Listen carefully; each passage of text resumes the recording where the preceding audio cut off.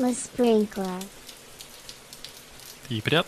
J'ai l'impression d'être à Claire Lamarche ou quelque chose comme ça, tu sais, avec les petits... Honnêtement, j'ai aucune idée comment commencer. Moi non plus, mais on va commencer comme... Hey, salut Eric, comment ça va? Ça va bien, toi. Ça fait tellement longtemps qu'on n'a pas fait ça live comme ça qu'on ne sait pas comment commencer. C'est spécial. La dernière fois, c'est avec M. Surdec le 18 février. Hey, Ciboulot. Wow. Ouais. Fait qu'autrement dit, tu m'ignores depuis... Ouais, ben c'est ça. On se réchauffe juste à deux avant d'inviter d'autres invités. On repart ça tranquillement. Oui, donc on ouvre officiellement le studio. On réouvre officiellement le studio. Configuration légèrement différente pour essayer de respecter tant que possible l'espacement. Puis Eric, t'es un freak de la propreté. Fait qu'on a le petit push-push qui a été vaporisé allègrement. Là, ça a l'air que le virus se propage aérosol. Fait que... Et voilà. Fait qu'à la place, on va respirer de l'alcool, puis... Ben, ça don't shop, c'est une bonne chose. Il faut s'injecter avec ces choses-là. Donc, c'est parfait. À la place d'avoir un scotch, on a du push-push d'alcool. Puis j'ai mon galon. On est toujours prêts. On n'est peut-être pas dans le 2 mètres, mais on fait attention. Pour vrai, depuis qu'on est arrivé, là, combien de distance de bouche, mettons? À peu près 60. 60 pouces. 60 pouces, ça fait que... C'est 1,5. Moi, j'avais calculé à 1,5. Je pensais que c'était ça la nouvelle. Ça va être bien correct. Ben, on est correct. Là. On fait attention, puis on se touche pas. On a du push-push. Tout va bien. C'est-tu plate, hein? Oui. Puis on parle-tu d'autres choses, puis d'agilité, puis de fun, parce que là, on va recommencer à déprimer, puis c'est pas une bonne chose. Oui, on cherchait un sujet pour se réchauffer, revenir un peu dans le beat de podcasteur. Exercer le muscle agile et de communication. Oui, et essayer d'atténuer nos béquilles linguistiques, que tu aimes bien dire. Oui. Et en fouinant dans mes affaires, j'ai trouvé ceci. Mythe et fait de l'agilité. Oh. Donc, c'est un mini pseudo-jeu développé par Jean-Christophe Lefebvre. Un invité qui était venu nous parler, jadis naguère, des training from the back of the room, entre autres, je crois. Oui, exact. Et puis, donc, nous, on a fait ça, on fait ça en formation. Donc, moi, je pense que ça va être un podcast un peu plus débutant, peut-être. Peut-être pas. On va voir où ça nous mène. Ben, c'est drôle parce que je lisais les questions puis je me disais, si ça faisait juste 6 mois que je connaissais l'agilité puis Scrum, ça serait facile à répondre. Là, il y a des oui, mais. Oui, il y a des oui, mais. J'ai des mais partout. Hey, on se met-tu un counter, peu importe, des post-it, on a un droit à un maximum de ça dépend, qui peut être aussi considéré comme une béquille. On a le droit à 3 ça dépend chacun. Quand tu as épuisé tes ça dépend, qui est la réponse officielle du consultant par excellence. Ton budget de ça dépend. Donc, je vais les utiliser avec parcimonie et avec grand souci. Puis comme je suis quelqu'un de très honnête... Ça, c'est ma banque de ça dépend. tu joues la banque au Monopoly. Il y en a juste 3. Puis comme je suis quelqu'un d'honnête, tu m'en as donné 4, mais je vais le mettre de côté. Ça peut être 4. C'est correct. On a juste droit à 3, ça dépend. Quand tu les as brûlés, voilà. Puis, mais je trouve ça intéressant, par exemple, ce que tu ouvrais comme porte, c'est que, on dit souvent que l'agilité, c'est facile à comprendre, difficile à maîtriser. Ouais. Ben, mais c'est un peu ça que ça veut dire. Quand ça fait 6 mois que tu es dans l'agilité, il y a beaucoup de ces questions-là que tu vas dire, oui, c'est facile, Scrum Guide, page 3, paragraphe 8. Le rôle du product owner dans le planning, c'est ta. Facile. Facile. Mythe. OK, oui. Mais encore, ça se matérialise comment? Qu'est-ce qui se passe? Comment qui agit? C'est quoi la dynamique qui se passe? Comment ces subject matter experts interviennent là-dedans? On peut rajouter beaucoup de petits post-it orange de ça dépend. C'est le bordel. Exact. Voilà. Fait que je voulais juste souligner, je trouvais ça intéressant que tu dises ça a l'air bien facile, mais encore. On va essayer. On va essayer. On essaie-tu, le fun? Puis le pire qui va arriver, ben, c'est qu'on va faire 3-4 sujets, puis on va se dire, bon, on a épuisé notre muscle, ou on en fait la pile au complet, puis on est heureux. Tiens, je vais commencer. Tu y vas. Puis on y va en mode, on échange, là. Il n'y a pas de... Non, moi je parle, t'écoutes, puis that's it. C'est parfait comme ça. Non, c'est pas parfait. C'est mon dos. Donc, ils sont écrits en anglais, mais je vais les traduire en real time. Oui. Les développeurs, dans l'agilité, les développeurs peuvent faire ce qu'ils veulent. Oh, ce qu'ils veulent. Ouais. Puis le terme qui est écrit, c'est vraiment... c'est what they like. Yeah, puis là, what they like. Ouais, il y a le ce qu'ils veulent puis le ce qu'ils aiment là-dedans. Mais OK, Ouais, si mon anglais est OK, what they like, c'est vraiment ce qu'ils ont le goût de faire. Ouais. J'ai le goût de partir sur le... Mais d'où vient ce mythe-là? Pourquoi c'est un mythe, que tu as déjà décidé. Excuse, oui. J'ai brisé le truc. Ben oui, OK, regarde, je vais prendre position. Pour moi, c'est un mythe. La tienne? Je suis d'accord. OK, je note, faut pas qu'on soit d'accord tout le long. Mais si on part du départ, là, on a à quelque part un objectif de sprint, mettons, si on fonctionne avec Scrum ou une certaine forme de priorisation avec Kanban. On a, en tout cas, dans tous les cas, on a une forme de visibilité des objectifs à atteindre, puis etc. Ouais. Donc, ce qu'ils veulent, c'est ce qu'ils pensent qu'ils peuvent contribuer dans l'atteinte de l'objectif du sprint, par exemple. Puis comment ils peuvent... le scope est important ici. Ce qu'ils veulent dans l'ensemble de l'organisation, non. Dans l'ensemble des technologies disponibles, non. Exact. Tu ne veux pas. Mais avec les critères, les ententes entre les membres de l'équipe, les ententes avec un product owner en Scrum. L'entreprise comme telle, le carré de sable qu'on leur donne. Oui, c'est ça. Donc, c'est un meilleur terme que scope. Le carré de sable, selon le carré de sable, oui, ils peuvent faire ce qu'ils veulent. Par encore là, ce n'est pas tout à fait vrai. Si moi, dans un sprint, j'ai goût de faire ça, je peux me faire challenger. Mm-hmm.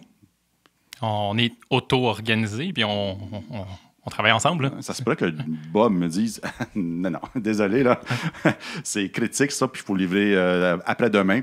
Et puis c'est le président qui attend ça. Là. Regarde, la prochaine fois, on le fera ensemble, on va faire du pairing, puis la fois d'après, tu le feras tout seul, mais pour cette fois-ci, je vais m'en occuper si ça te convient.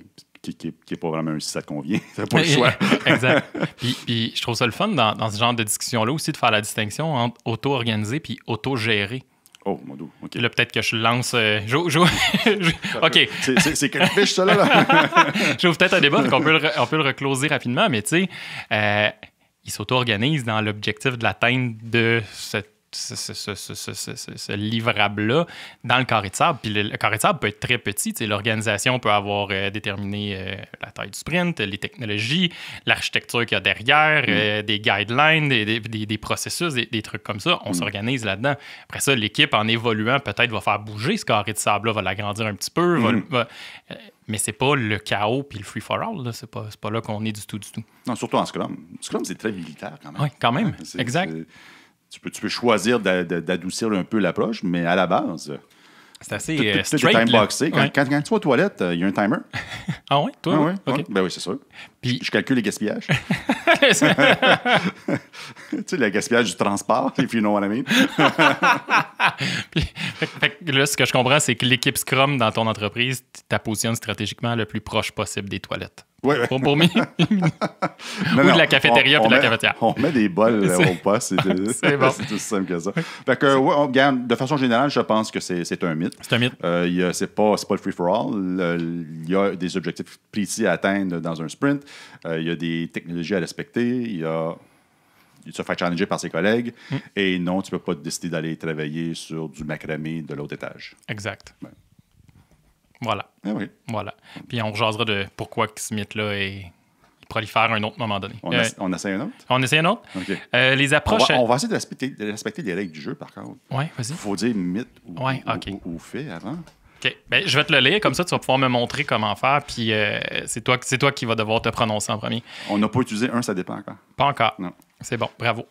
L'approche agile vient de l'expérimentation. L'approche agile vient de l'expérimentation. C'est quoi en anglais? Agile approaches come from experiments. OK, c'est la même petite affaire. Ma traduction me semblait pas pire, là. Mais... L'agilité, oui, c'est de l'expérimentation.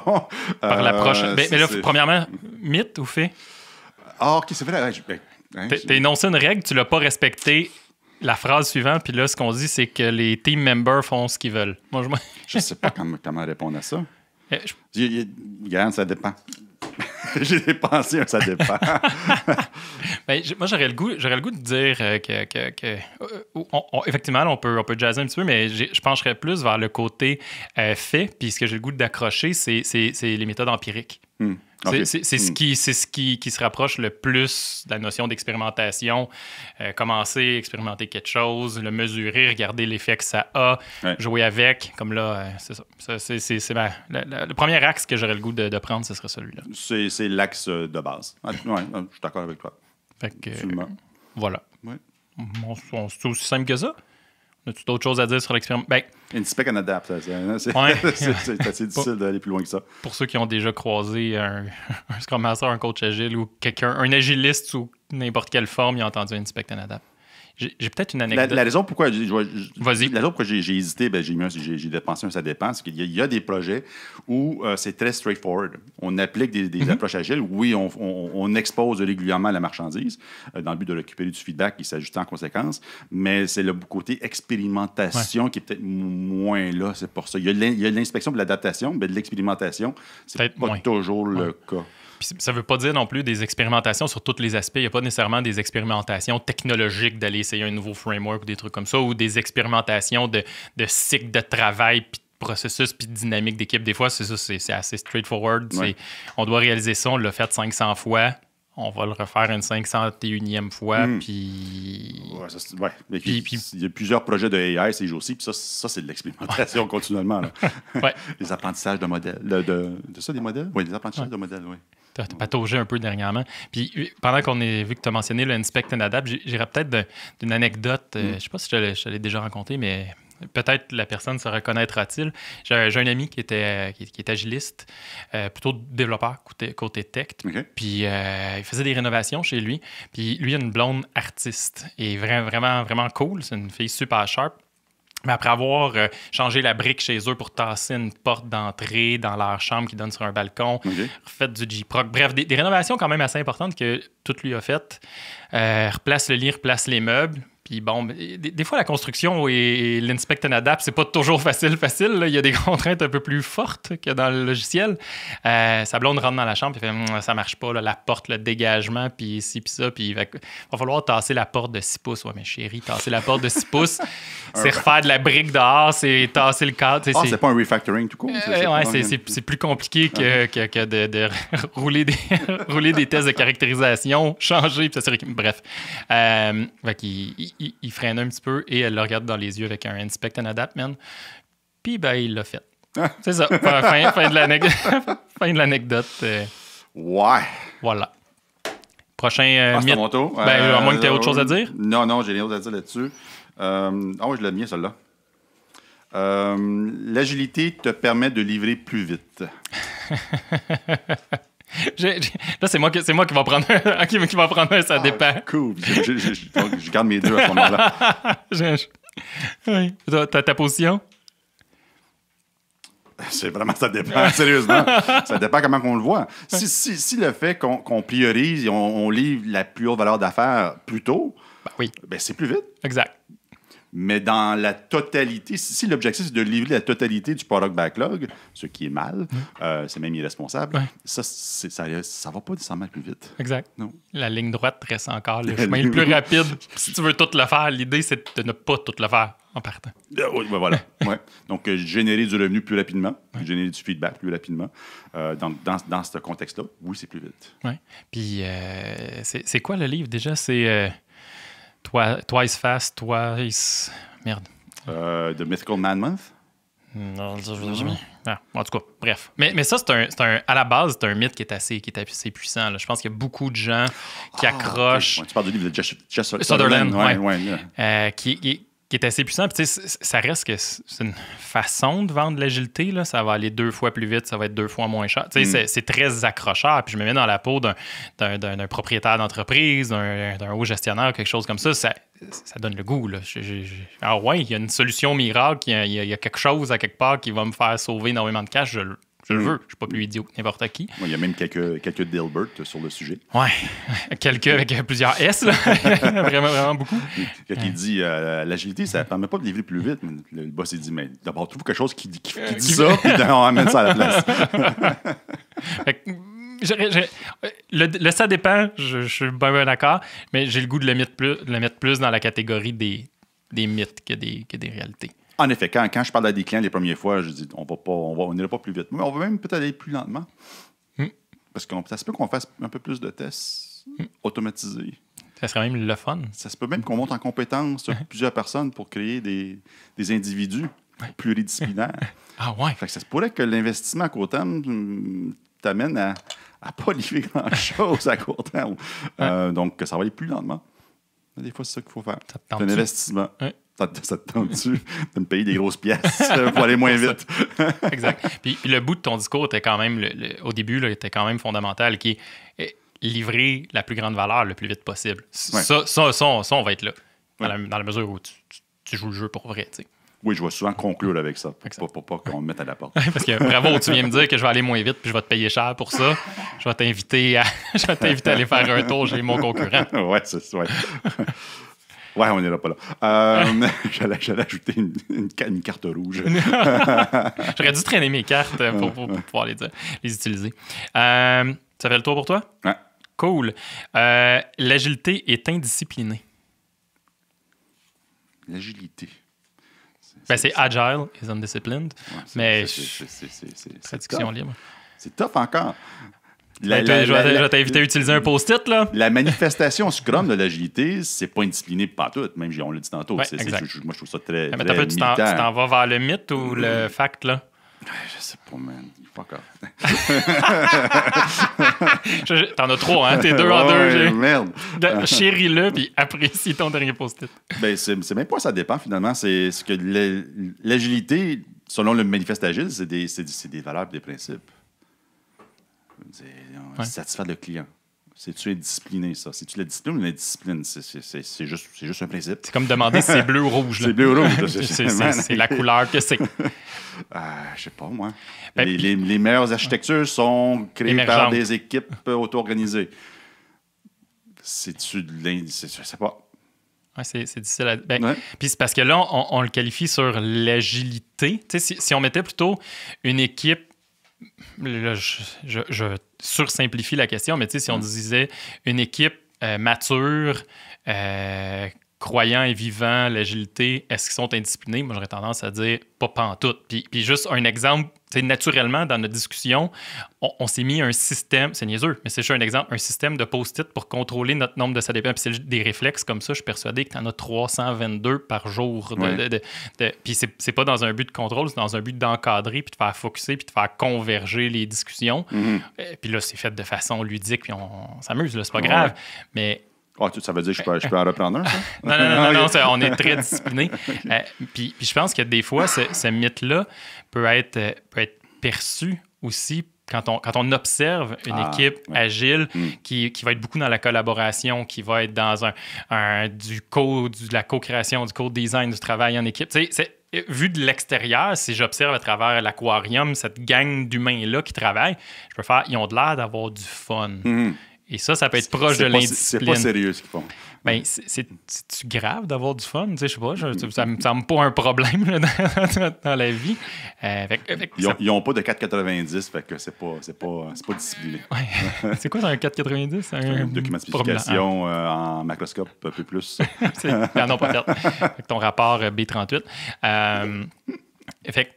Je peux comprendre que dans une entreprise très stricte, très rationnelle, très carrée, quand on observe une équipe agile, elle peut avoir de l'air indisciplinée. Mais comme tu disais, Scrum est très prescriptif. Tu peux avoir des pratiques d'ingénierie logicielle qui sont méga prescriptives. Pardon. Tu fais du TDD, là, c'est Square au quart de tour, pas mal. Là. Tu vas y aller strict. En même temps, c'est ça, si tu les observes vu de loin, tu vas ils ont de l'air d'avoir du fun. Ben, au final, est-ce qu'ils livrent la meilleure valeur le plus vite possible? Peut-être. Donc, un mythe. Oui. Puis en plus, on a commencé en parlant dans la section ils font ce qu'ils veulent. Ils sont encadrés, là. Il y a le carré de sable. C'est pas n'importe où. Fait que ça aussi, c'est une forme de périmètre à l'entour de l'équipe. Oui. C'est tout. On va en faire un facile. Vas-y. Faire de l'agilité n'est pas l'objectif. Moi, celle-là, je vais dans le... En tout cas, pour moi, le fact, all the way, là, c'est jamais l'objectif. C'est peut-être un moyen, c'est peut-être une inspiration, mais l'objectif, c'est c'est ton produit, c'est comment tu vas satisfaire des clients, c'est comment tu vas faire du cash. Exact. Donc, c'est ça l'objectif que tu vas atteindre. L'agilité. C'est peut-être Waterfall, la meilleure approche pour toi. Ben, puis je pense que un agiliste qui serait moindrement conscient puis lucide, il va finir par le détecter lui-même. Là. Tu sais, à un moment donné, tu ouvres tes œillères et tu te dis écoute, je me battrai pas. Là. Aujourd'hui, j'avais une session avec une fille qui change d'équipe, qui arrive dans un contexte où les joueurs se déplacent beaucoup. Ils travaillent avec un classeur Excel depuis des années pour les requêtes qui suivent, qui rentrent dans un autre système. Puis peut-être, on va-tu se battre pour rentrer ça dans Jira et fonctionner en Kanban parce que spontanément, ça a l'air. Ben, ça marche-tu? Ouais. Qu'est-ce que tu veux changer? Rien. Pour qu'on se parle, ça va me faire plaisir, je vais avoir beaucoup d'empathie, je vais t'écouter, mais OK, ben, continue ma grande, t'es bonne, puis t'es belle, puis t'es capable, puis si tu veux, on peut parler de comment faire grandir ton équipe, l'amener ailleurs peut-être, puis rendu là, on pensera d'autres choses, mais parce que l'agilité, c'est un objectif. C'est jamais l'objectif. Si c'est ça ton objectif. Ben, si c'est ça, le seul contexte où je pourrais l'accepter, c'est si ton but, c'est d'apprendre à vivre dans l'agilité, peut-être. Fais-toi une bulle d'expérimentation alentour de l'agilité pour le fun, mettons. Puis même encore. Là, je suis far-fetched. Oui, puis ça peut être un objectif si les actionnaires ont dit vous devez être agile pour que ça paraisse bien sur le marché. Par exemple. Ce qui est mal. Ouais. et assez commun de ce temps-ci, malheureusement. Ouais. C'est ça. Fait que on est tous... Réalité. Fait. Non, mythe. C'est doing agile is not the goal. Excuse, is not the goal. Oui, OK, c'est un fait. Je pense que c'est mon tour. Ah ouais, non? Oui, ça va te faire brûler ton troisième, ça dépend. Oh non. Comment t'es pas fair? Celui-là, tu vas... Je te garantis que tu brûles pas ton truc. L'agilité veut dire pas de documentation. OK. Garde ton post-it. C'est un mythe. Fais la documentation que tu veux. Que tu as besoin. Puis prépare de te faire challenger par un coach. C'est tout. Puis challenger de façon positive. C'est de re-questionner à quoi qu'elle sert. Qu'est-ce que ça amène comme plus-value, cette documentation-là, à quoi qu'elle contribue. Je ne sais pas si tu utilises la même approche que moi pour certaines documentations. Je ne sais pas où tu t'en vas, mais je vais t'écouter. Arrête de la faire. Regarde ce qui chiale. Exact. Puis ça, c'est surprenant comme approche. Puis des fois, ça fait peur, mais exact. Puis fais-la pas pendant 8 mois. Fais-la pas. Commence par une semaine sans la faire, puis regarde. Puis il y en a quand même des documents qui ne devraient plus exister aujourd'hui. Oui. Mais il y a une dizaine d'années, dans une grosse institution financière, sans nommer de nom, un des documents, c'est des documents de code. Du pseudo-code écrit, probablement. Non, c'était des copy-paste du code réel dans un document. Word ou quelque chose comme ça. Ben, mettons. OK. Fait qu'un source control, peu importe là, que ce soit jadis un CVS ou un document désuet après 15 minutes. Ouais. Fait que là, j'ai dit à ces équipes-là, on va arrêter de faire des documents de code juste pour voir. Qu'est-ce que ça fait? Je suis retourné là, 10 ans après, et puis ils n'en font plus depuis ce temps-là. Ça sert à rien. C'est juste drôle. Puis des fois, il y a certaines formes, je vais étendre plus loin que document, certaines formes d'artefacts, des fois qu'on fait juste parce que c'est passé à la postérité, puis c'est l'habitude, puis le gars avant nous faisait ça, fait qu'on le fait nous aussi, puis là, c'est passé à travers 8 mains. Il y a un nom pour ça, mais je ne me rappelle plus c'est quoi, puis c'est passé à la tradition, tout le monde l'a toujours fait de même, fait qu'il faut le faire de même, on ne sait plus pourquoi qu'on le fait de même, mais on le fait de même, puis c'est tout. Ouais, c'est le fameux jambon, là. Oui, exact, qu'on tranche les deux bouts parce que l'arrière-grand-mère, ça ne rentrait pas dans son chaudron. Mais là, on continue à faire ça. Puis pourquoi qu'on fait ça? C'est beau, mais il faut le faire, puis c'est bien important. OK. Puis c'est là, dans le cas que tu viens d'exprimer, qui est intéressant. Fais-les pas. Juste une fois à voir. La planète, elle s'écroule-tu ou pas? Puis dans le pire des cas, blâme le coach. C'est pas grave, je fais ma job. Je perdrai pas ma job anyway, c'est pas la fin du monde. Fait que t'as sauvé un post-it, Eric. On était tous d'accord que ceci est un mythe, là? Ben c'est la raison pour laquelle le mythe existe, parce que dans le manifeste agile, on parle de working software over comprehensive documentation. Le over, il vaut quelque chose. Là. Il vaut quelque chose beaucoup. C'est pour ça que quand je l'explique, d'ailleurs, je l'expliquais aujourd'hui chez un client, je commence en disant, mais tout ce qui est à la droite, c'est très important. Le comprehensive documentation, c'est super important.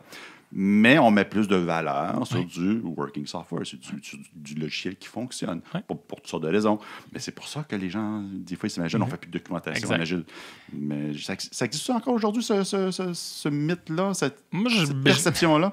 Et souvent, c'est la première forme d'attaque. Puis quand l'agilité, c'est de la merde, parce qu'il n'y a pas de documentation. Puis là, quand tu le creuses, Ah oui, c'est vrai. C'est pas vrai. T'sais, c'est le plus facile à débunker, à dénouer. Je me fais moins challenger là-dessus. Ça veut dire que je me fais moins challenger en général. Fait que, je commence à avoir des cheveux gris, je pense. Il y a de l'air méchant, lui. Je sais pas si c'est un avantage ou un inconvénient. C'est un inconvénient. Ça rend ma job plus difficile. Il y a peut-être juste un bout que tu viens de nommer aussi que je voudrais souligner, c'est le comprehensive documentation. Ouais. Il y a aussi beaucoup de documentation comme cryptique en pseudo, tu sais. Tu as partagé récemment une espèce de fichier Excel de code test, machin. Oui. C'est une série de champs P394, valeur 8945, flèche donne ça. Ce document-là, il y a peut-être une valeur extraordinaire, je sais pas. On peut en jaser longtemps. Oui, il y a de la valeur, mais essaie de le maintenir pour le fun, toi. Puis le comprehensive, non, à moins d'avoir un bac en Klingon. Pour la personne qui l'a écrit, oui. Oui. Mais aussitôt que la règle d'affaires change, un jeudi après-midi, un soir d'été, le document est plus à jour. Oui, puis là, il vaut plus son poids en papier. Oui, c'est pour ça que j'ai commencé à les titiller sur les spécifications exécutables. Puis en fait... Ah ouais, cool. Et quoi? C'est un exemple, je trouve, où la documentation... Puis là, ce que tu amènes, c'est la documentation vivante, qui est le plus proche possible du code. Une documentation vivante, par définition, est à jour. Cool. Ouais. Bref, alléluia. Puis ça vaut très, très cher. Puis il n'y a pas un agiliste qui va dire « je veux pas ça ouais. ». Dans le temps, on utilisait Fitness. Ah, t'as connu, hein? Ça existe encore? Je pense pas. Ah, je sais pas. Je n'ai pas vu. Mais on en entend encore parler. À un moment donné, j'ai à Pixis, il développait Green Pepper. Ouais.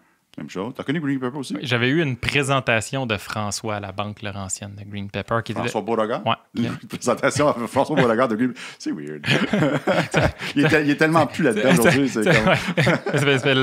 en 2007-2008, genre, quelque chose comme ça. OK. Ouais, on est loin du dialogue. Là. Il était assis là. Puis, ces jours-ci, c'est Cucumber qu'on entend. Oui. Nous, c'est Catalan qui est beaucoup alentour de ça. Okay. Mais bon, OK. Mais bref, ça reste le principe des spécifications exécutables. Un autre facile. Oui. Scrum, Kanban, XP. Oui. Il faut choisir entre un des trois. Il faut choisir. Oui, un des trois. Moi, j'ai le goût de dire de mythe en partant. Là. Solide. Il y a plein de... Même au contraire. XP puis Scrum, ou XP puis Kanban. Il y a des... Mais dans Scrum, il y a du Kanban. Oui, dans Scrum, il y a un Kanban. Oui, exact. Et puis Scrum sans des pratiques d'ingénierie inspirées de XP, mais t'es fait. Ça vaut pas grand... ça te survit genre 3-4 sprints. Puis là, tu te rends compte que ton code est de la chenoute puis que t'as pas de test. Puis là, tu te rends compte que faire des itérations puis de retester le code que tu as fait il y a 6 semaines... La régression est longue. C'est de la chenoute. Ouais. Puis là, tu te dis, finalement, on va juste tester à la fin, ça va aller plus vite. Donc non, vous n'avez pas à choisir. Mais en fait, vous devez choisir des trois, finalement. Parce que Scrum vient avec une saveur Kanban à l'intérieur des sprints et puis les pratiques d'ingénierie sont essentielles. Trop facile. C'est beau. Les outils ne dictent pas notre façon de travailler. J'ai fait une bande dessinée là-dessus il y a longtemps. Ah ouais? Je me rappelle plus de celle-là. Oui, il y a un développeur qui parle à son coach, il dit il faudrait travailler comme ça au lieu de comme ça. Puis le coach dit pourquoi tu le fais pas? Parce que Jira veut pas. Oh, Jira! Bien, celle-là, moi, je vais l'utiliser ça dépend. Répète. Parce que je vais compris. Les outils ne dictent pas notre façon de travailler. Les outils ne dictent pas les façons de travailler. OK. Puis, quand tu dis outils, j'ai pensé automatiquement à un gestionnaire de backlog. C'est pour ça que je l'étends au ça dépend. Puis c'est pour aller jouer dans tes... Je tends plus vers le mythe, là. En fait, je tends plus vers le fait. C'est pas vrai que c'est les outils qui dictent notre façon de travailler. Individual interaction over processes and tools. Mais c'est que des fois, ton système ou les outils qui gravitent alentour de ton système font en sorte que c'est pas faisable de livrer à fréquence régulière ou de livrer par petits blocs. Tu peux avoir des contraintes technologiques qui viennent tordre ta façon de travailler. Donc, tu choisis de ne pas satisfaire ton client à cause de l'architecture existante. Puis où tu vas choisir de commencer à la... OK, continuons juste pour ça. Okay. pour enlever cette architecture-là, probablement que tu vas vouloir faire des petits... Plutôt que de faire un Big Bang pour arracher le cœur de la patente, tu vas vouloir faire des petits incréments, puis des bridges, puis des passerelles, puis des patchs. Des patchs. Ben oui, peut-être, en fait. Ça se peut que tu aies besoin de faire des patchs pour essayer de le mettre. Tu vas mettre des tests de caractérisation autour de ça. Tu vas faire plein d'artistes. j'ai l'impression Tu sors des gros mots, toi, là. Ouais, c'est beau, hein? J'ai l'impression que c'est le corps humain qui est en train d'expulser un virus, là, à travers tout ça. C'est très à propos. Oui, je suis peut-être un peu biaisé par la situation. Mais en fait, pourquoi je l'ai mis comme ça, puis j'ai mis un ça dépend, c'est que c'est facile, entre guillemets, pour n'importe qui d'arriver puis d'observer une équipe, peu importe qu'elle soit agile, plus ou moins agile, pas agile du tout, puis de porter un jugement dessus. Puis, mais c'est qu'à un moment précis, ils sont dans un set de contraintes qui peut être technologique, qui peut être whatever, processus administratif, etc., qui font en sorte que leur façon de travailler est limitée. Puis ils sont dans un journey pour aller ailleurs. Fait que c'est juste dans ce sens-là. Mais oui, à la base, ça devrait être la dernière raison pourquoi on ne travaille pas d'une façon l'outil. Il devrait y avoir 32 ou 000 autres raisons avant ça. Là. Oui. OK, j'ai trop parlé. Non, au contraire. C'est toi le jason entre nous deux. Il commence à faire chaud, on continue. Oui, il fait chaud. Pour les bienfaits du son, pour que vous soyez capable de supporter cette conversation-là, on a éteint air climatisé, ventilateur et tout et tout. Ouais. On est dans un studio avec des lumières. Ça se peut que vous voyez le petit luisant sur nos fronts tranquillement. Oui, j'ai pas eu de coupe de cheveux depuis 100 ans. Donc, j'ai une espèce de perruque en fourrure sur la tête. C'est correct. Celle-là, je sais pas, je la comprends pas. Je la comprends, mais je comprends pas pourquoi elle est avec je vais le lire. Vas-y. Les estimations, c'est jamais précis. Mais c'est une estimation. C'est une estimation. On va passer à côté. La pluie, c'est toujours mouillé. Puis... Mais je pense que pourquoi Jean-Christophe a créé celui-là, c'est parce que les estimations aujourd'hui, c'est perçu comme étant des promesses. Ouais. Donc, des fois, on a enlevé le mot estimation pour le changer par forecast. Puis à un moment donné, forecast, c'est vu comme des promesses un peu plus tard aussi. Puis on change forecast pour wet dream. Wet dream, c'est... Là, on dit patate. Là, ça, dans le temps, on parlait de gummy bears, dans XP. Puis là, il y a les points. Puis là, les points, finalement, des points, c'est la même chose que les heures. Puis c'est peut-être pour ça. Non. Mais ce que je retiens d'important dans ta phrase, c'est que par définition, une estimation, c'est pas précis. Puis plus tu vas mettre d'efforts à tenter de la rendre précise, plus exponentiellement, elle va te coûter cher à rendre précise. Tu vas mettre 5 minutes, tu vas aller chercher un niveau de précision, puis là, je ne rentrerai pas dans la grosse mathématique. 43,25555 jours. Ouais. Ben, ça va, tu sais... En fait, je vais l'amener sur un aspect physique. Tu sais, avoir une balance qui te pèse au kilo, ça coûte $20 chez Canadian Tire. Avoir une balance qui est précise au centième de kilo est un petit peu plus cher. Elle pèse la même chose. Il va être encore écrit que tu pèses 50 kilos, peu importe. Mais avoir une balance atomique là, qui te pèse au millième décimal après, là, ça coûte vraiment cher. C'est compliqué, mais plus précise. Mais en quoi tu as besoin de cette précision-là? C'est 1 million pour pas grand-chose. Exact. Ouais. C'est l'analogie que j'utilise personnellement. Mais bon, voilà. Mais tu voulais pas trop qu'on en parle, fait que veux-tu en prendre un autre? Non, vas-y. OK. T'en as plus que moi, je pense. OK, bah tiens, si t'en as besoin d'autres. Je sais pas. J'ai tiré au hasard, hein, moi, je regarde pas. Ben, là, tu regardes. Oui. L'approche agile permet 30%, que plus de 30%. Je vais faire une phrase concrète. Les projets agiles ont un succès 30% de fois plus souvent que les projets dits classiques. En fait, c'est 32,8. Oui, suite aux estimations. Déjà, on connaît ça. Je ne sais pas d'où ça vient, ça, j'ai aucune idée. Non, c'est un mythe. Puis moi, je le classerais dans la même catégorie que... Plus vite. Ouais, là. Je repartirais de la même rationnelle que tu avais tout à l'heure. On va viser à amener le plus de valeur d'affaires possible, le plus vite possible. Qu'est-ce que si tu définis le succès comme aller chercher le plus de valeur d'affaires le plus vite possible, ben oui. Tu vas en avoir plus, c'est ça que tu définis, puis c'est ça que tu cherches à faire. Oui, bravo. Mais à 30%. C'est quoi 30%? 30%, oui. Je sais pas. Puis il y a des projets agiles qui sont cannés pour plein de bonnes puis de mauvaises raisons. Puis il y a des projets traditionnels qui sont cannés ou qui ont des super succès pour plein de bonnes puis de mauvaises raisons aussi. On aurait dû inviter Jean-Christophe juste pour comprendre... Qu'est-ce que tu voulais dire, man? Oui, je suis sûr que c'est 100% pertinent, le petit papier. Mais je pense qu'il faut connaître un peu l'origine de pourquoi 30.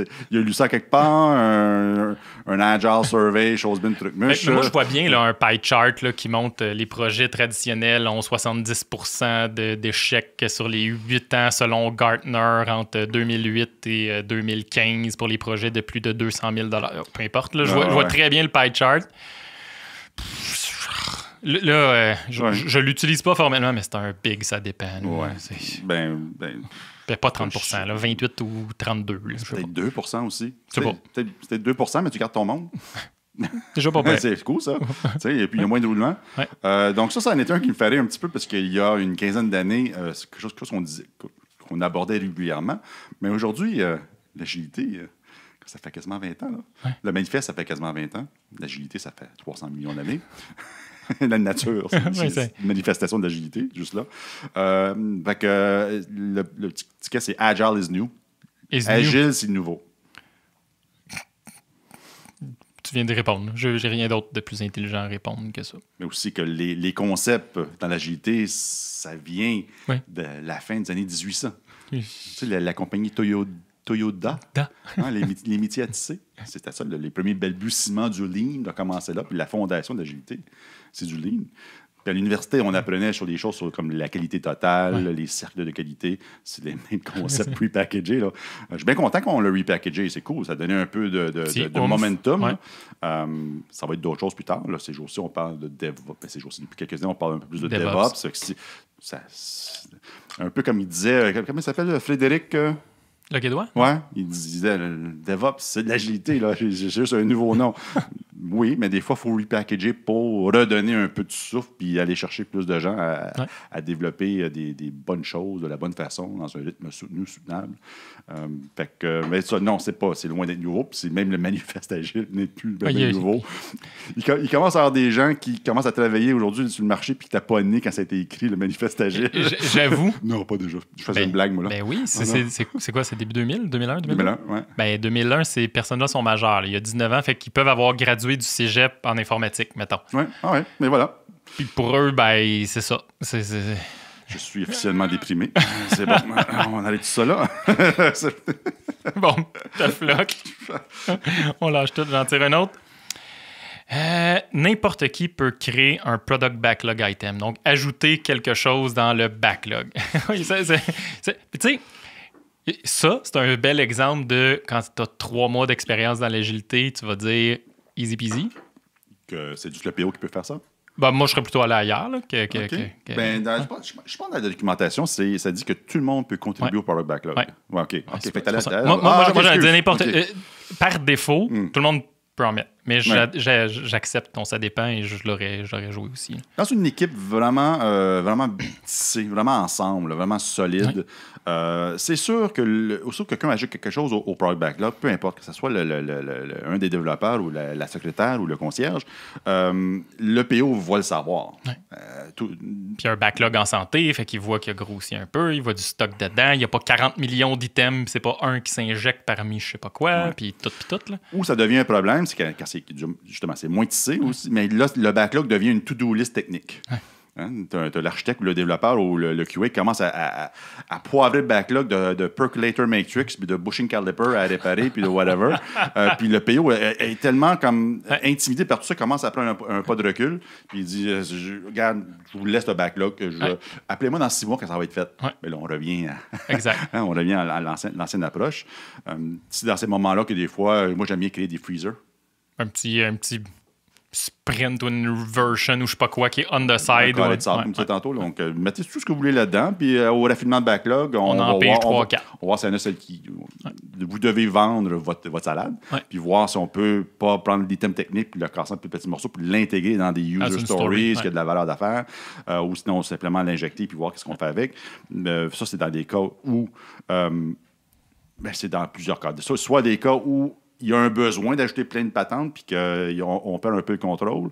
Ou dans certains cas où les membres de l'équipe est intimidé à le peur d'ajouter du stock dans le product backlog. Tu regardes. Elle est là, ça fait pas peur. Fais ce que tu veux là-dedans, c'est ton terrain de jeu, fais ce que tu veux. Et puis on les aborde morceau par morceau. Excuse-moi, j'ai des pop-up à l'écran, ça m'inquiète. Puis à mon avis, ce qui est important dans ce que tu viens de dire, c'est faire attention à ne pas créer un deuxième backlog parallèle. Tu sais, dans ton concept de freezer, là, ce n'était pas un deuxième backlog et on prend un commitment sur le premier et sur le deuxième. C'est un tiroir à idées, c'est un freezer. C'est un gros frigidaire dans lequel on met les choses dedans. Puis quand on raffine la user story X, on se dit « Hey, il me semble que ça fitterait en faisant ça de faire le refactoring parce que je vais toucher à ce bout de code-là. Ou, il me semble qu'on pourrait faire un spike de je sais pas quoi parce que ça s'inscrit dans l'Epic, machin. Puis, juste un petit warning aux 2 backlogs en parallèle. Parce que je l'ai vu souvent aussi qui arrivent malheureusement. Tu sais pourquoi j'appelle ça un freezer? Non. Parce qu'après 6 mois, tu le sacs au vidange. C'est la même chose qu'au bureau, là, quand le vendredi, à toutes les fins de mois, il y a la firme de ménage qui vient. Puis si pas ton icepack, mais ton lock and lock, là, ou ton Tupperware, il est au frigidaire. Même chez un client, je me souviens pas quel outil qu'il utilisait. Je pense pas que c'était Jira, c'était peut-être Rally ou Version 1. Il y avait des time bombs sur les systèmes. Fait qu'après 6 mois, s'il n'y avait pas eu une modification après 6 mois, il disparaissait automatiquement. C'est pas fou comme idée. J'aime ça, moi. C'est pas fou. Moi, particulièrement dans le cas... De toute façon...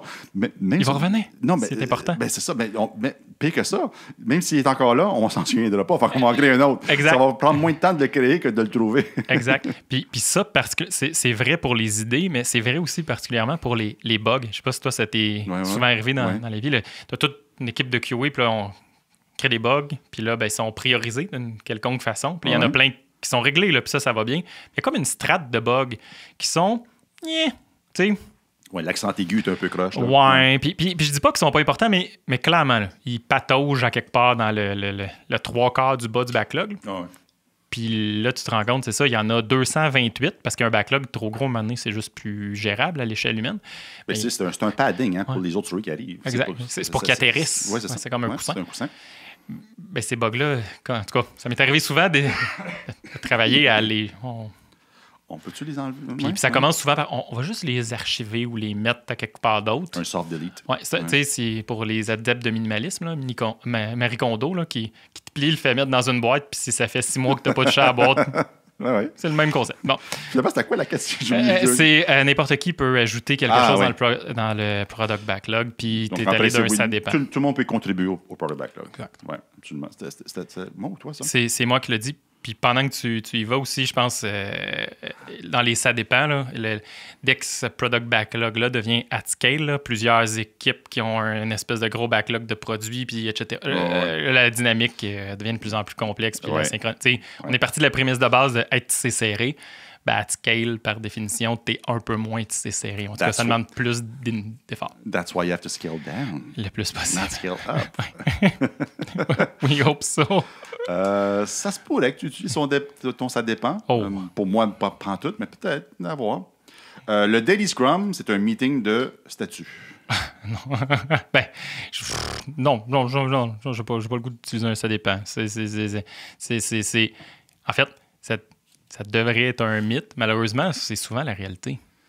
Oui. Malheureusement. Oui. Puis c'est un meeting où les team members ils essayent de se synchroniser pour collaborer ensemble dans l'atteinte d'un objectif.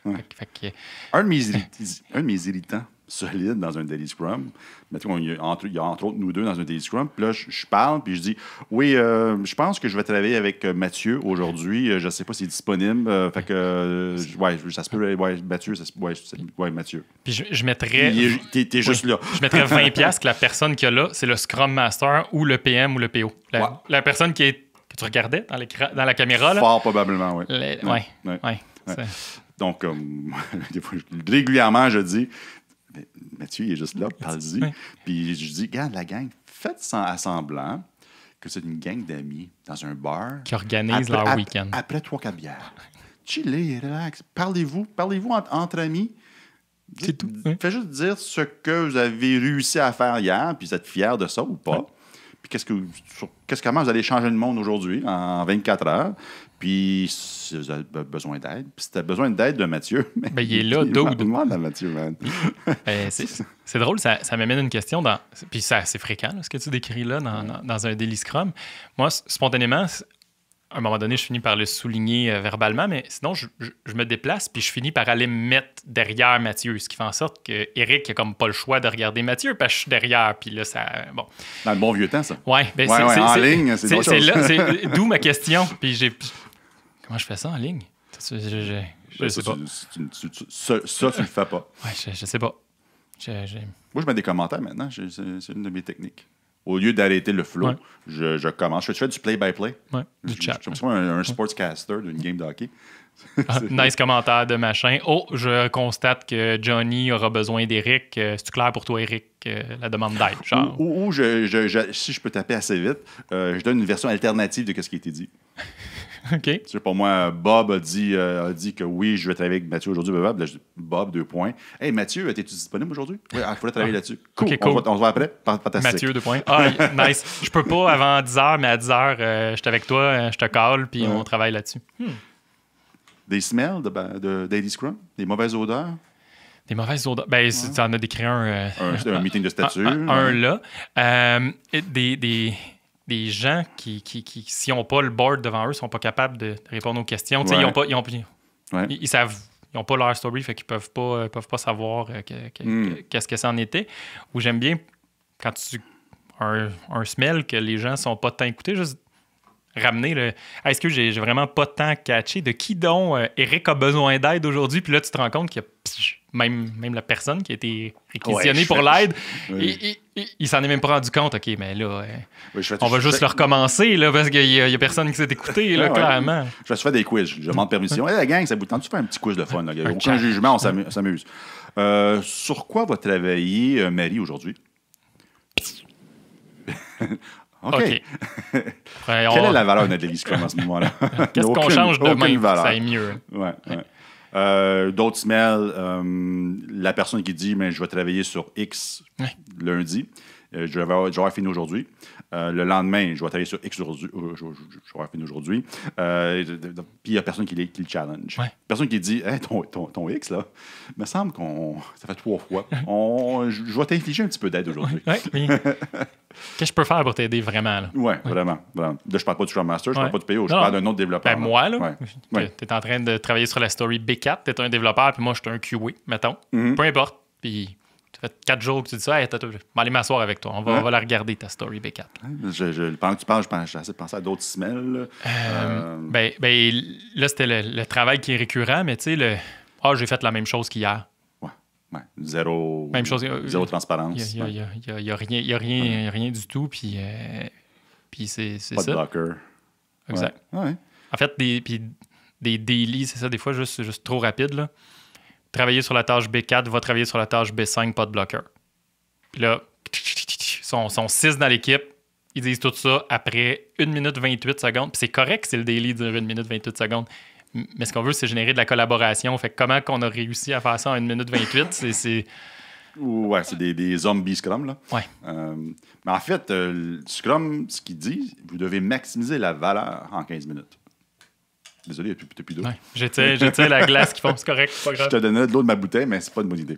C'est correct. Pas ces jours-ci. Maximiser le 15 minutes. Fait que Daily Scrum is a status meeting. Non, c'est pas un meeting de statut. Il y a un volet statut.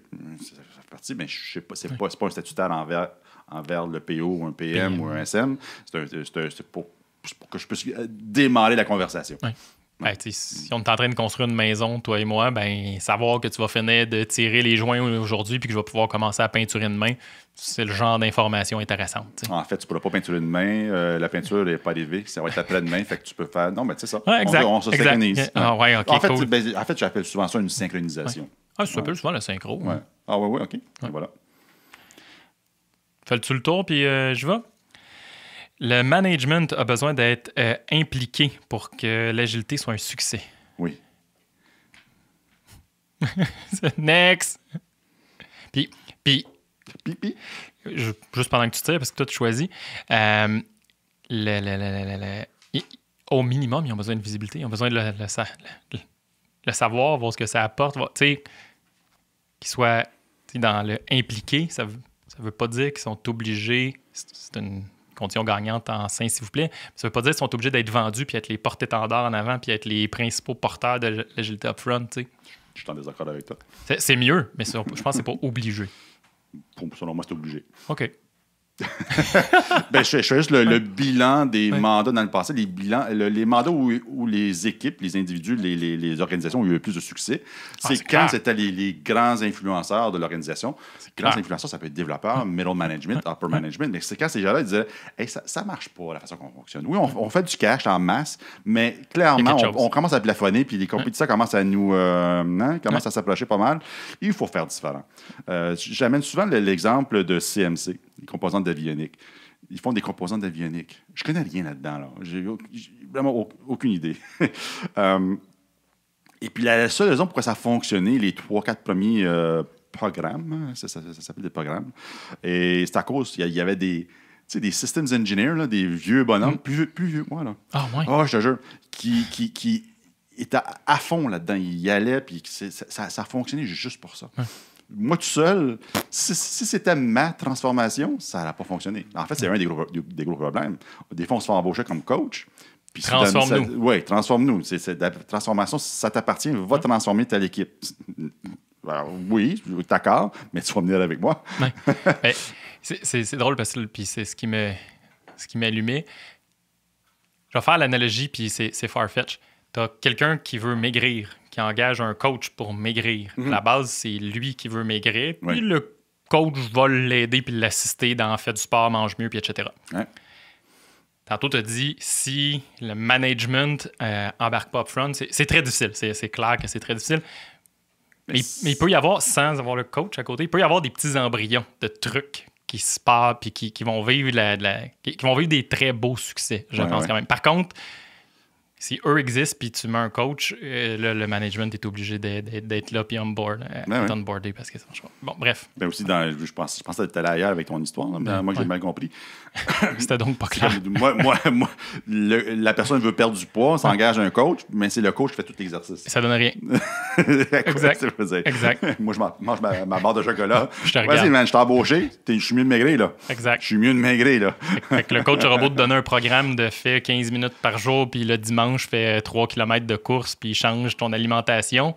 C'est une fois que tu es sorti de son bureau ou de sa séance, tu fais cool, je m'en vais manger du fast-food. Ouais. Ben, c'est ça. As-tu déjà été un trophy coach? Tu veux dire, ils t'ont embauché juste pour bien paraître, pour dire, hey, on a un coach, là, chez nous, tranquille, on a un coach. Ouais.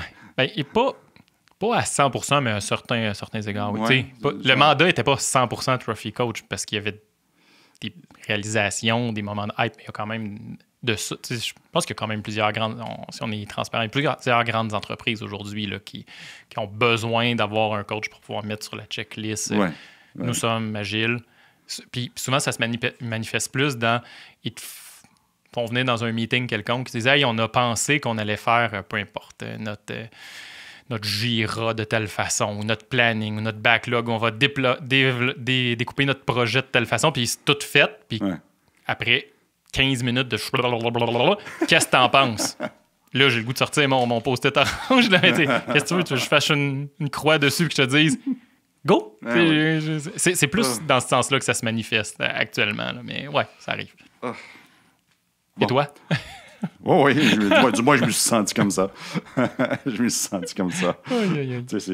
Trophy coach, ça vient de l'expression trophy wife. Le bonhomme riche là, qui est petite jeune. Puis un char sport. Puis tout. Je me sens comme ça. Là. Des fois, comme, OK, ils sont venus chercher juste pour dire, hey, on a un coach.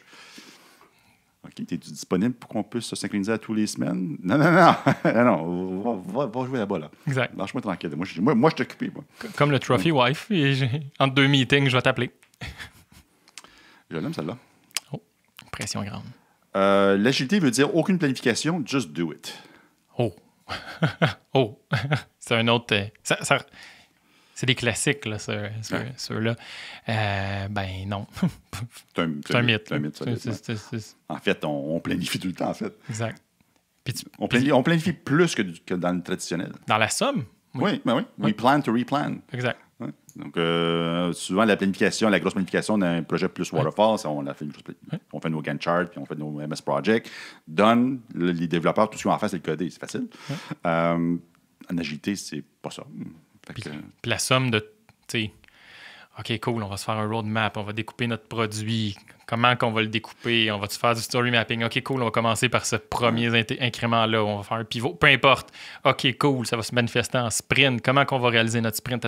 C'est toutes des planifications, puis ça va rouler comme ça. La somme de ces, whatever, 32 sprint, meetings, whatever qui se passe autour de ça, c'est beaucoup de planification. Puis en prime, cette planification-là risque d'être faite à plusieurs personnes. Oui. Au lieu de un dude devant son classeur Excel ou son Gantt chart qui va... Il va y avoir des individus qui vont... co-créer puis vont avoir des interactions. Ouais, ça va être malade. Évidemment, à cause de ça, on utilise des approches beaucoup plus légères. Tu as des product backlog, entre autres. Il y a rien de plus simple. Merci, bonjour, on passe à la prochaine. Exact. Fait qu'en agilité, on planifie à tout le temps. Oui. L'équipe est responsable pour le tracking, là, pour le suivi d'avancement. L'équipe? Team is responsible for tracking advancement. Yeah. Oui, absolument. Et surtout le communiquer, le rendre visible. Oui. C'est pas le PM, c'est surtout pas le SM. Puis le PO, lui, bien sûr, veut de la transparence. Ça va-tu bien? Moi, je crois que j'ai parlé à mon stakeholder. Ça va-tu bien, le SPI? Qu'est-ce que je leur dis au meeting de gouvernance? Au steering committee? Je peux-tu planifier ma formation aux prochains utilisateurs qui vont embarquer dedans ou mon marketing? Puis je vais acheter des panneaux publicitaires pour dire que la nouvelle feature X va être là puis ça va changer le monde. Ben, j'aimerais ça un peu savoir c'est quand, puis comment ça va. T'sais. Tes outils de tracking que t'aimes, ça ressemble à quoi? Le bon vieux Sunset, je pense que ça te donne un bon... Sunset? Tu l'utilises plus, là? Oh, ben, des fois. Il faut encore... Sinon, un burn-up de release, c'est la même chose, mais avec moins d'informations dedans. Exact. Il y a des tracking de sprint, des burn-down. Qui sont dedans, c'est encore utile. Ben, c'est plus dans le Scrum Guide, mais c'est utile. Il est là. Ben, puis tu sais, des fois, même juste le bon vieux gauge, comment dire en français, la jauge. La jauge. Qui te montre le nombre de points qui sont donnés dans le sprint, puis où est-ce qu'on est rendu, puis combien qu'il y a. Tu sais, juste ça, moi, c'est le genre de dashboard dans Jira qui est dans ma face, puis tu pars Jira, il est là, puis c'est OK, cool, on est à peu près au milieu du sprint. Puis en ce moment, je travaille, c'est exactement ça, mais au niveau épique. Là. On est rendu, il reste tant de sprints, il y a tant d'épiques qui sont finis. Avec du pouce, ça arrive-tu ou ça arrive pas? Epic State ou Epic Graph, c'est cool aussi. Cet épique-là est rendu où? Combien que... Ouais. Mais ça tourne pas mal. Des gauges aussi de valeur d'affaires. Oui. Quand tu as ça, là, ça vaut de l'or. Évidemment, la valeur d'affaires, ça reste quand même une hypothèse. Donc, ça, tu as des gauges d'impact, impact réel du produit livré. Oui. Ça aussi, quand tu as ça, tu commences à être avancé. Ça commence à avancer. Ça commence à être cool. Avec tout ça, tu n'as plus le temps de développer du logiciel. T'es trop occupé à regarder. mais tu ris, mais c'est niaiseux, mais il n'y a rien de plus cool que voir quand tu réussis à être là. Puis tu sais, il y a certaines plateformes qui te le donnent, en tout cas, qui te donnent des métriques directement. Tu sais, quand on parle de sites web, voir le nombre de pages vues, c'est ce genre de métriques-là, le nombre de personnes qui reviennent sur ton site, ou quand tu es sur des apps mobiles, combien il y a eu de download, combien il y a eu d'étoiles. C'est le genre de métrique de valeur d'affaires. Puis rien de plus beau que de voir un product owner qui vient de lancer quelque chose, puis il est assis sur sa chaise, il prend un pas de recul, puis regarde ces graphes-là arriver devant lui live, puis OK, cool, j'ai sorti une nouvelle version, la courbe a fait plus, puis elle a commencé à monter, ou non, elle a fait... Oui, c'est du feedback. Exact. Puis ça nous permet de nous ajuster en conséquence. Et il y a aussi le côté instant gratification. Aussi. C'est le fun, une petite dose d'adrénaline quand tu releases. Endorphine, qui fait wouh! Mais comme, mettons, nous, on release un podcast, puis que soudainement, il y a comme 100 hits en un week-end. C'est comme, OK, yes. Je ne savais pas qu'elle était si populaire que ça, madame. Wow! C'est fantastique. Ouais. C'est la même chose. Puis c'est la même chose pour une équipe. Aussi, jusqu'à eux, c'est intéressant de transmettre cette information-là et qu'ils le voient. Là. Ah oui, mais oui. Je t'avoue, il n'y en a pas d'autres qui m'inspirent là-dedans. Ben regarde, je vais t'en donner d'autres. Moi, j'ai tiré au hasard. On va en faire un autre. On va faire un dernier. OK. C'est toi qui le fais ou je le tire? Non, vas-y, il y en a aucun là-dedans qui m'inspire. Il y a peut-être celui-ci, mais c'est tellement évident. Mais bon. Ouais, c'est plate.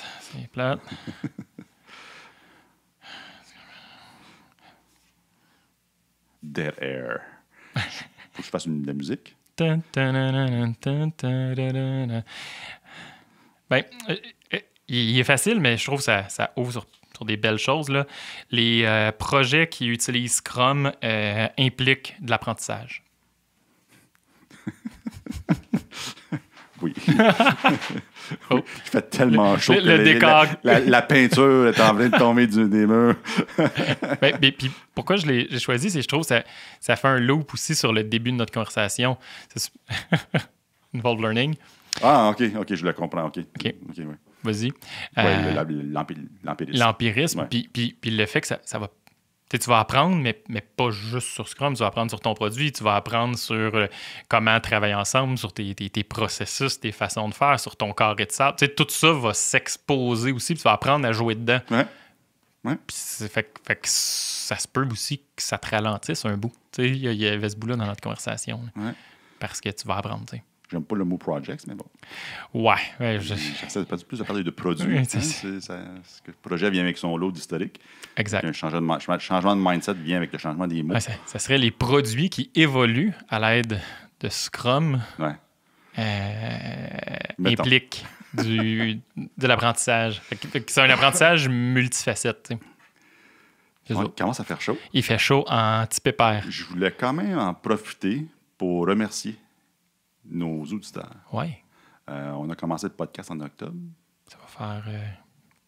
Ça va être diffusé quand, cela, déjà? Tu vas le diffuser là. OK. En juillet. Okay. Fait qu'on peut dire juillet, on a le droit. Il n'y a pas de fuck-up de timeline. Là.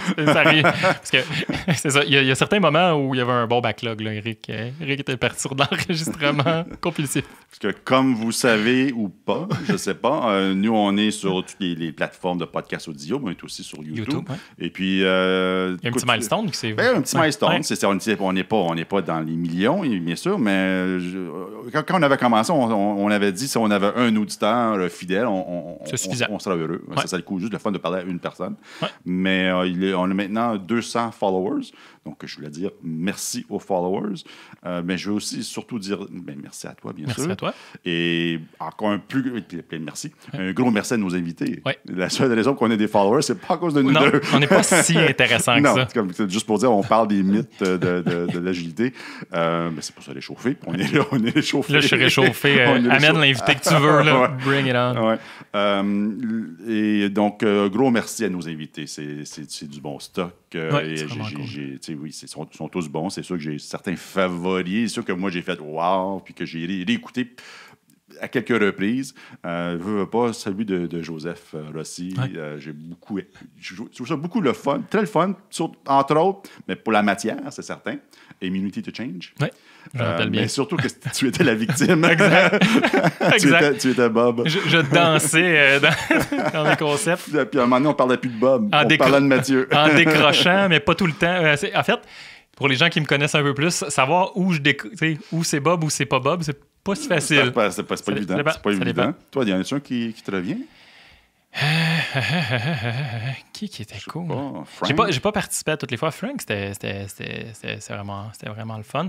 Joseph, moi, j'ai apprécié être dans la chaise de Bob cette fois-là, puis de tomber dans une espèce de méta. OK, ouais, là, je veux pas dire que je suis Bob, mais là, en faisant ça, je suis en train de moi-même avoir mon système immunitaire qui se déclenche. Là. Fait que c'est ça. Ah ouais, c'est le fun. Ben moi, c'est ça. Comme j'avais dit dans le podcast, moi, ça m'avait été présenté il y a plusieurs années par quelqu'un de chez Pixis. J'ai un blanc de mémoire, désolé. Je suis vraiment désolé. Immunity to Change. Oui, Immunity to Change. Et puis, ça m'a fait du bien de revenir. C'est deux des pratiques. Une des deux pratiques que j'ai toujours de la difficulté à garder en avant-plan. L'autre, c'est la CNV, communication non violente. Mais là, encore là, j'ai suivi une formation. C'est revenu en avant-plan. Fait que je le garde en tête. Fait que ça m'a aidé en mandat. Ça m'a aidé en mandat de Immunity to Change. C'est merveilleux. Donc, encore une fois, merci beaucoup d'écouter. Merci beaucoup de participer. Si vous voulez participer au podcast, le studio ouvre. Levez la main. On a déjà quelques invités de prévus, surtout les invités qu'on a dit on arrête parce qu'on préfère faire des podcasts en personne. On vit dans Zoom beaucoup. notre quotidien, donc, faire du Zoom le soir venu. En tout cas, moi, ça m'épuisait un peu, là, je pensais. Oui, absolument. On a quand même fait 2 podcasts via Zoom. Mais... C'est plus tough. C'est ça. C'est pas la signature qu'on voulait pour le podcast. Donc, tu l'as dit, c'est quand même... Si levez la main, puis si vous n'êtes pas obligé d'être senior, plein d'expérience, on a dit, comme au tout début, on a dit des nouveaux qui commencent dans le métier. C'est même des fois meilleur. En fait, c'est exactement là que je m'en allais. Quelqu'un qui découvre ça, qui vient d'être mis pour la première fois dans un rôle de Scrum Master, par exemple, ou de PO... Puis on va pas vous cuisiner, là. Vous allez pas être sur le grill en train de vous faire challenger. C'est pas ça, pantoute. On va vous écouter puis essayer de comprendre où est-ce que vous en êtes rendu, puis revivre à travers ces défis-là, puis les exposer. T'sais. Parce que veut pas, dans la communauté agile, à un moment donné, on commence à se croire.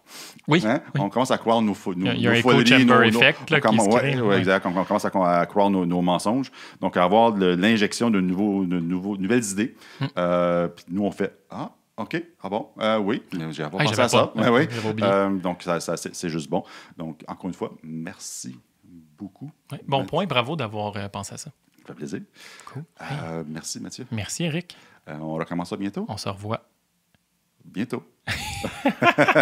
Merci. Bonne soirée. Bonne soirée. Bye.